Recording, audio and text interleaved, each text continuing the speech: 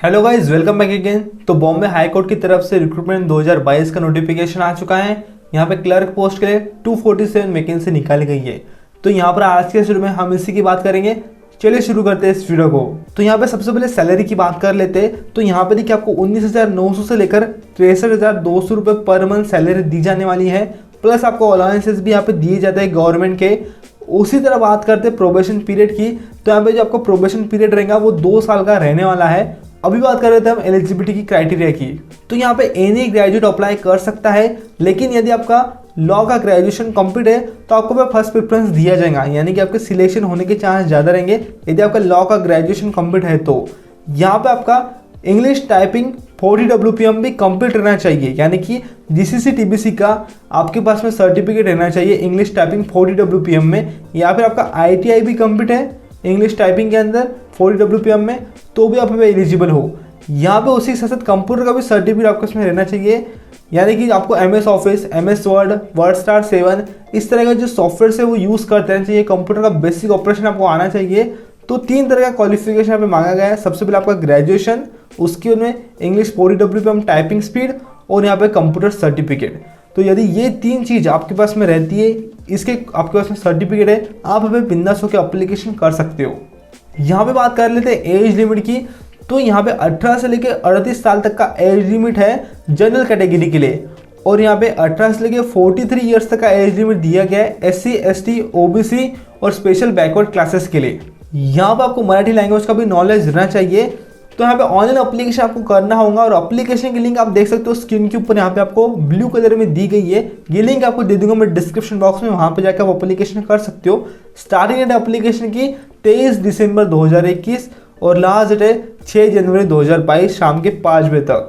यहाँ पे आपको ऑनलाइन अप्लीकेशन करते वक्त फोटो और आपकी सिग्नेचर अपलोड करनी पड़ेगी, जो कि JPG फॉर्मेट में रहना चाहिए। स्कैन कर लेना है आपको, और किस तरह से स्कैन करना है उसके ऊपर एक मैंने वीडियो बना दिया है। उस वीडियो की लिंक भी आपको दे दूंगा डिस्क्रिप्शन बॉक्स में या फिर आई बटन के अंदर। यहाँ पे आपका जो फोटो और सिग्नेचर रहेगा वो 40 KB के अंदर रहना चाहिए, उसके आगे जाना नहीं चाहिए। और अप्लीकेशन करने की जो प्रोसीजर है उसके ऊपर यदि आपको वीडियो चाहिए तो आप मुझे कमेंट सेक्शन में कमेंट करके बता सकते हो। यहाँ पे आप देख सकते हो आपको प्रोसीजर भी दी गई है इस लिंक के थ्रू, यहाँ पे जाकर आप प्रोसीजर भी देख सकते हो। यहाँ पे अप्लीकेशन करने के बाद में आपको उसकी प्रिंट आउट निकाल लेनी है, क्योंकि अप्लीकेशन बहुत ज़रूरी है, आगे आपको काम में आ सकता है। उसकी प्रिंट आउट आपको निकाल लेनी है। यहाँ पे यदि आप एक से ज़्यादा बार अप्लीकेशन कर देते हो तो आपका जो लास्ट अप्लीकेशन रहेगा, आपकी जो लास्ट पेमेंट रहेगा अप्लीकेशन करा हुआ, उसको यहाँ पे माना जाएगा, यानी कि उसी यहाँ पे लिया जाने वाला है। अदरवाइज जो आपके जितने भी अप्लीकेशन है वो यहाँ पे कंसिडर नहीं किए जाएंगे। जो लास्ट का अप्लीकेशन रहेगा उसे यहाँ पे कंसिडर किया जाएगा, ऐसा क्लियरली बता रखा है। और जो एम्प्लॉयज़ है, गवर्नमेंट एम्प्लॉयज़ जो अभी काम कर रहे हैं, आपके पास में यहाँ पे डॉक्यूमेंट्स के रूप में नो ऑब्जेक्शन सर्टिफिकेट रहना चाहिए यदि आप अप्लीकेशन करना चाहते हो। तो यहाँ पे आप बात कर रहे थे एप्लीकेशन फ़ी की। तो यहाँ पे देखिए आपको सबसे पहले रजिस्ट्रेशन करना होगा, और रजिस्ट्रेशन की जो फ़ी है वो है 25 रुपये। तो सभी कैटेगरीज को रजिस्ट्रेशन फ़ी पे करना पड़ेगा 25 रुपये SBI क्लर्क के थ्रू, यानी कि ऑनलाइन आपको पे करना पड़ेगा। और उसके बाद में जो यहाँ पे कैंडिडेट शॉर्ट लिस्ट हो चुके हैं रिटर्न टेस्ट के लिए, तो उनकी जो लिस्ट रहेंगी वो इनकी ऑफिशियल वेबसाइट पर लगा दी जाएंगी, और फिर उन्हीं कैंडिडेट्स को 250 रुपये पे करना पड़ेगा एग्जामिनेशन फ़ी। तो देखिए आपको पहले 25 रुपये पे करना है रजिस्ट्रेशन के लिए, और बाद में 250 रुपये पे करना पड़ेगा सभी कैटेगरीज को। और जब आप SBI क्लर्क के थ्रू पेमेंट करोगे तो उसकी जो रिसिप्ट रहती है वो आपको संभाल के रखनी है, क्योंकि आगे जब आप एग्जामिनेशन का आओगे तब आपको वो प्रिंट निकाल के लेके आनी है वहाँ पर। और उसी के साथ साथ आपको वाइवा के वक्त और आपके एग्जामिनेशन के वक्त आपको आपका डेट ऑफ बर्थ का सर्टिफिकेट या फिर स्कूल लिविंग सर्टिफिकेट, आपकी 10th की मार्कशीट, आपकी ग्रेजुएशन की मार्कशीट, पोस्ट ग्रेजुएशन की मार्कशीट, और यदि आपका लॉ हुआ है तो लॉ ग्रेजुएशन की मार्कशीट भी आपको लेके आनी है।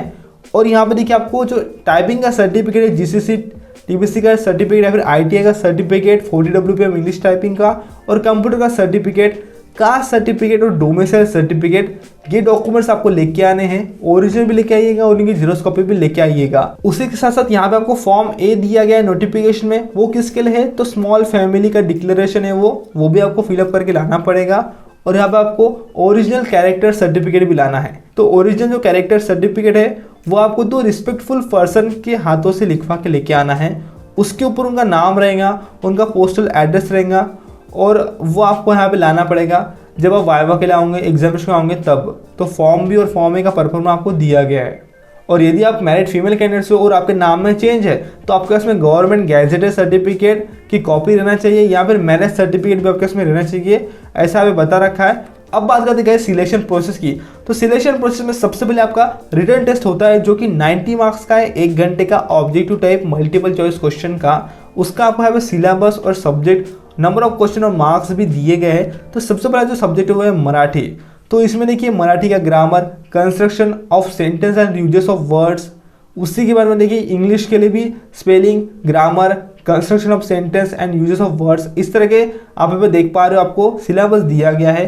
जनरल नॉलेज के भी आप देख सकते हो, question on daily events and experience, work of eminent person in various field, history and geography of India specially related to Maharashtra. तो ये जनरल नॉलेज में क्वेश्चंस आएंगे, 10 मार्क्स के लिए 10 क्वेश्चन रहेंगे। उसके बाद में फोर्थ पार्ट है जनरल इंटेलिजेंस, जिसमें कि क्वांटिटेटिव एप्टीट्यूड के क्वेश्चंस आने वाले 20 क्वेश्चन 20 मार्क्स के लिए। अरिथमेटिक, जिसमें कि addition, subtraction, multiplication, division, average, percentage और डेसिमल फ्रैक्शन के ऊपर क्वेश्चंस आएंगे। और फाइनली कंप्यूटर, जिसके अंदर कंप्यूटर रिलेटेड जनरल क्वेश्चंस आएंगे। तो आप देख सकते हो यहाँ पे मिनिमम पासिंग मार्क्स है 45, 90 मार्क्स का पेपर है, मिनिमम पासिंग मार्क्स आपको 45 चाहिए सभी कैटेगरीज को। तो यदि आप ये रिटन टेस्ट पास हो जाते हो तो आगे आपका इंग्लिश टाइपिंग टेस्ट का भी होने वाला है 20 मार्क्स का। और उसी के बाद में जो कैंडिडेट्स इस टेस्ट में भी पास हो जाते हैं, आपका यहाँ पे वाइवा होगा या फिर इंटरव्यू बोलते हैं, वो 40 मार्क्स का आगे रहने वाला है। तो ये 2 पहले एग्जामिनेशन पास हो जाने के बाद में होगा आपका वाइवा, वो 40 मार्क्स का रहेगा। तो इस तरह से यहाँ पे आपका सिलेक्शन प्रोसेस रहने वाला है। और जब आप एग्जामिनेशन के आओगे तब आपको एक आइडेंटिटी वेरिफिकेशन डॉक्यूमेंट लाना है, जैसे कि यहाँ पे आपका आधार कार्ड हो गया, ड्राइविंग लाइसेंस, पासपोर्ट या फिर इलेक्शन कार्ड, इसमें से कोई एक आपको यहाँ पे आइडेंटिटी वेरिफिकेशन कार्ड लेके आना है।